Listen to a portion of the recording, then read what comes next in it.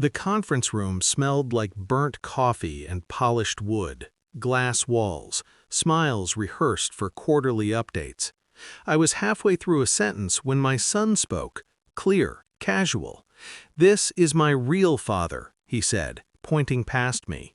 "This one just pays the bills." The room went silent in a way that felt surgical.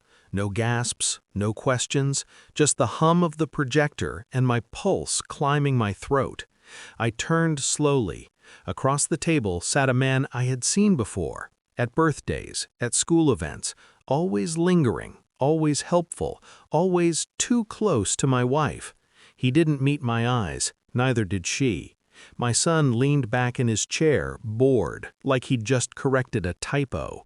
Everything inside me collapsed in one fell swoop. Not loudly, not dramatically. It was quieter than that, like a building condemned months ago finally giving in. I finished the meeting. I don't remember what I said. I remember nodding, smiling, writing notes I didn't read.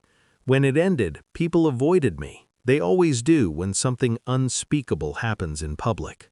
In the elevator, alone with my son, I asked the only question left. Why? He shrugged, looked at his phone. "He lives with us," he said. "You're just a wallet." The doors closed, and in that moment I understood something cold and absolute. I hadn't just lost my place, I had been written off long before it was said out loud. That night I sat at the kitchen table long after everyone went to bed. Their laughter upstairs traveled through the vents. Familiar, intimate, not mine. I replayed moments I had dismissed for years. The way my wife flinched when I touched her shoulder. The way my son mirrored another man's gestures. The holidays I funded but never truly attended. I had mistaken absence for sacrifice. I thought providing was love. She never corrected me.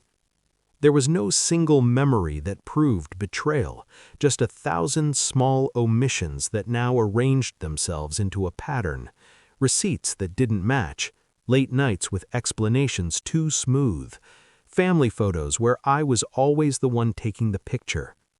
I didn't confront her. I didn't cry. I didn't rage. I did what I always did best. I observed.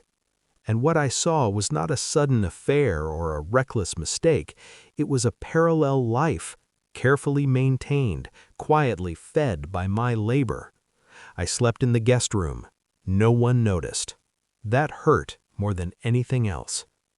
I began my investigation the way I ran my business, methodically, invisibly. Phone records first. Patterns emerged.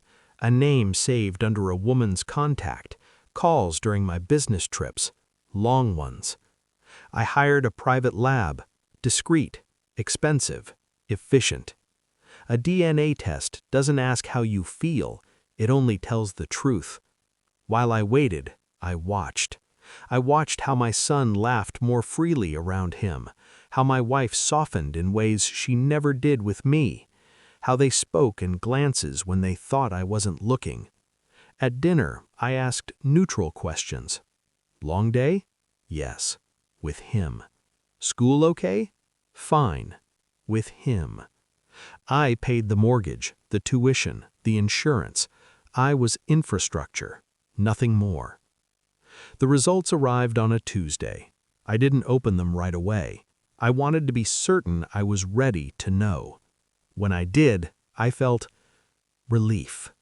Not because it hurt less, but because uncertainty was gone. He wasn't my son.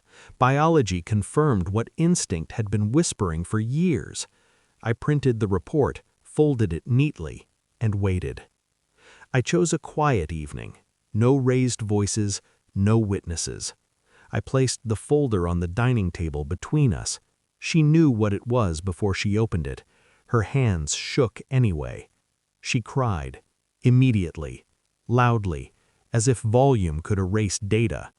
"It just happened," she said. "We didn't mean—" I raised a finger. She stopped. I asked one question, the only one that mattered. "How long have you known?" She didn't answer. that was answer enough. The man stood in the doorway, pale, small, not the titan my imagination had built. I looked at him for the first time without emotion. Then I smiled. I didn't yell, I didn't threaten, I slid a second folder across the table. Documents, dates, transfers. I had already separated our finances, quietly, legally, thoroughly. The house, mine. The accounts, frozen. The business investments he relied on, withdrawn. I had sponsored his comfort for years without knowing it. Now I was reclaiming it. "You live here," I said to my wife, calm as glass, "for 30 more days." I turned to him. "And you," I added, "will never set foot in any property tied to my name again."